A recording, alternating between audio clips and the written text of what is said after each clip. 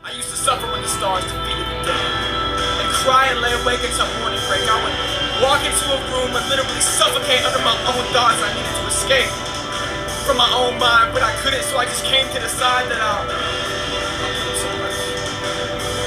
So my brain became the ink to my pen. Pull a trigger. Let that trigger finger unload a couple rounds to empty the clip. Now my paper got bullet holes written out with a left-hander's cursive. Okay, so I want to talk about something real quick. So obviously, the spoken word's called left-hander's cursive. So when he said that, I wanted to make it apparent. Like everybody that probably watched it, like probably got that. Like, oh, left-hander's cursive. But I want to explain why it's called left-hander's cursive. Okay, cool. It's called left-hander's cursive because I've been writing music and poetry and lyrics and hip-hop music, whatever, since I was 8 years old. And that was really kind of when I fell in love with lyricism.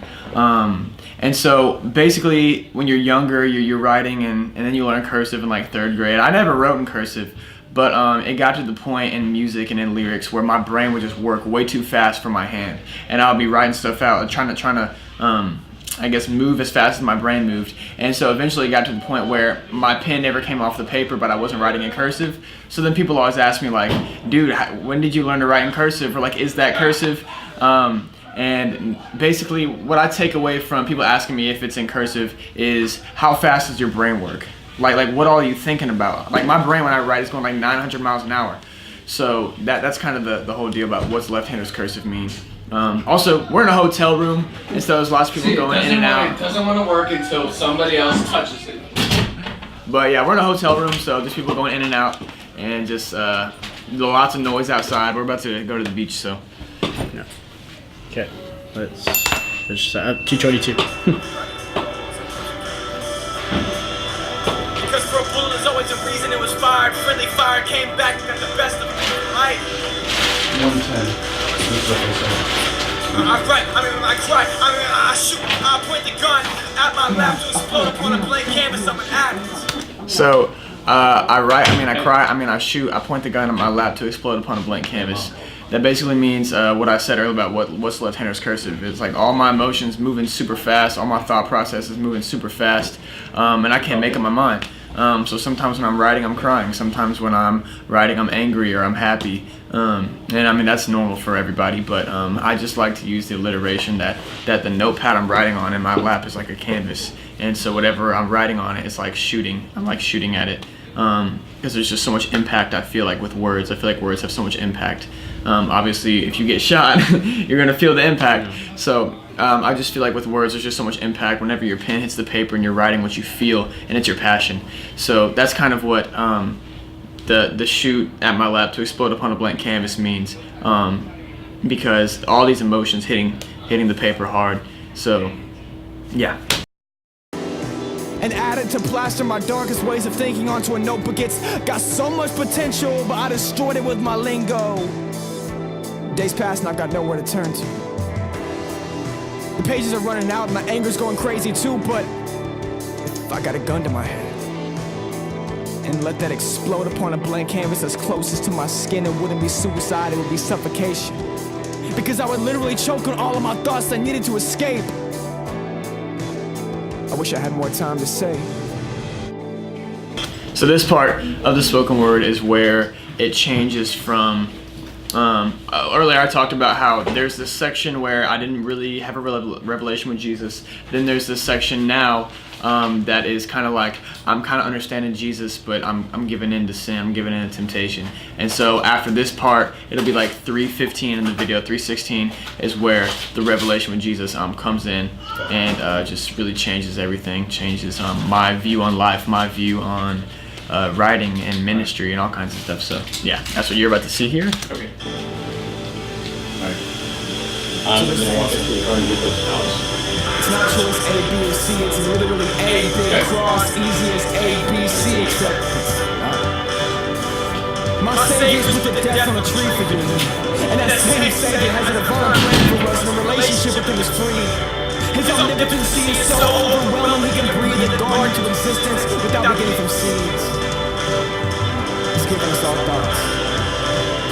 And you can't let them get the best of you. Never again will there be a gun to my head and a bullet from my I knew you were gonna talk about it. We have to stop. That's it's so. You gotta talk about obviously, that. yeah. So that I think 3:48 when the lightning comes behind him. Obviously, we talked about earlier. We were shooting in the middle of a thunderstorm. We weren't joking. Like it's very dark in the That was background. not an effect. Yeah, like Yeah. no, that wasn't an effect. Like that actually happened. Like, and it actually happened multiple times. So this angle, or this take, we talked about. We did multiple takes. Well, Christian's road isn't as long as the one we shot in the meadow. It was the one in the meadow we shot was like really, really long. Well, this was like the first or second take, and so we were still kind of getting in the groove of timing.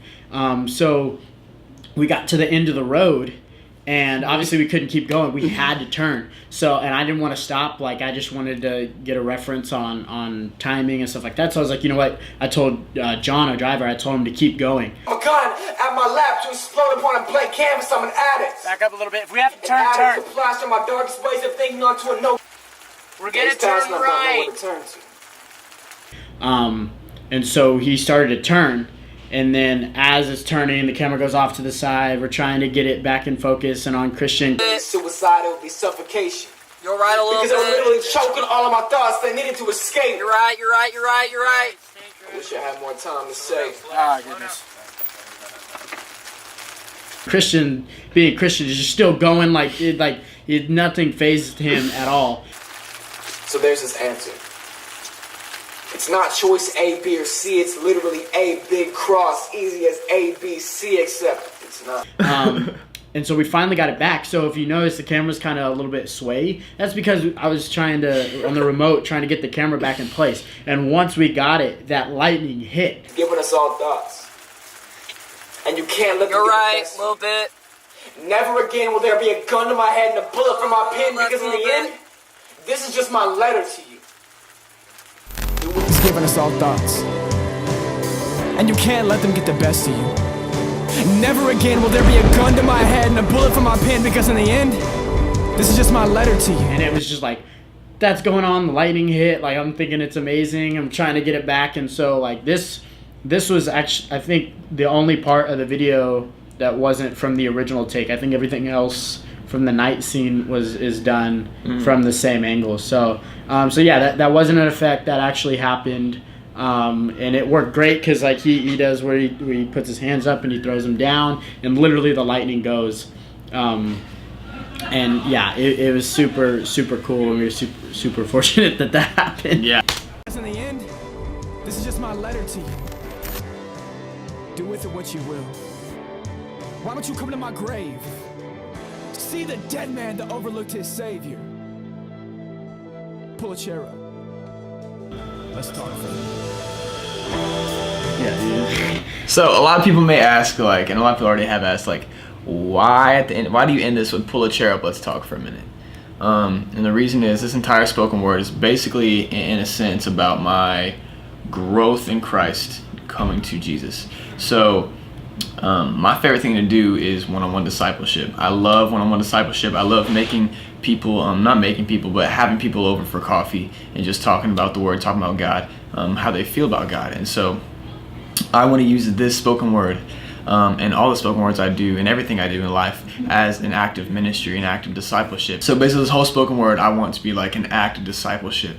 And so there's lots of people who deal with depression and anxiety. I personally have never dealt with depression or anxiety. This is just a darker video of things that go on in my brain. But people who do deal with that, people who deal with the struggle, like, is God real? How do I know God's real? Anything like that. And I think one-on-one discipleship is amazing for things like that. Also, we're called to do it.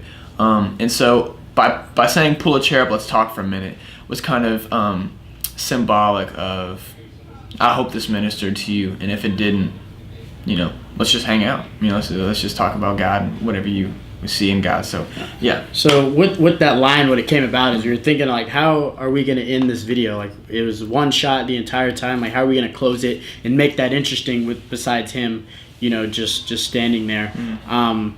Or continue walking. So what we did, and we were thinking about it, and it was literally that we were listening to it, and it literally, it's in the line, pull up a chair, let's talk for a minute. So we grabbed a chair from the house. We had somebody off to the side carrying the chair next to the truck the entire time. And so when we timed it to where when that line was coming up, he put it down. And then Christian walked around and sat down. And besides the lightning, I think the ending of this video is my favorite part, just because you get a really, really wide view of, you know, where we're at. Obviously, it's extremely beautiful in flat Texas. And now we're in, you know, yeah, and like it's very rare that you can, you know, seclude that much land and not have anything going on.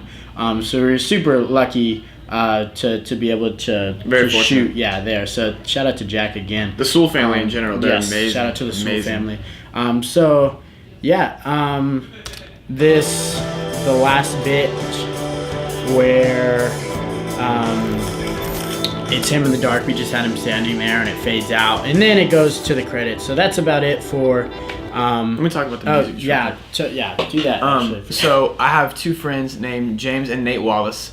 They are brothers and they're incredible people. I actually met James right when me and Phoenix kind of started working on this video. James is working on like this hymns instrumental album, and he was like, "Yeah, I'll show you something." So he played me, and I was like, "Dude, this is incredible! Like, this is awesome."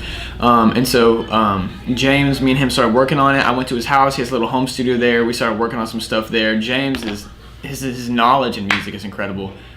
Yeah, his knowledge in music is incredible. And so, yeah, shout out to James Wallace, shout out to Nate Wallace, shout out to Nate's band, Honest Men. They're incredible. If you haven't ever listened to them, go listen to them. They're awesome. Nate Wallace recorded the drum track, so he's playing live drums. And James made everything else. He made all the guitars, the ambient noises. Just amazing people. So, yeah, thanks, guys. Shout out to those guys. I'm going to leave his social media right here. I'm going to leave James and Nate's social media right here as well. And if you guys... If you guys ever have any questions for Christian or myself, feel free to contact us on social media or whatever platform you can. Hope you enjoyed this video. If you haven't already checked out Left-Handers Cursive, check that. If you could subscribe, that'd be great, and leave us a thumbs up on Left-Handers Cursive. Share it if you can. That'd be awesome, and we appreciate you. Bye. Yeah. Thanks. All right. Cool.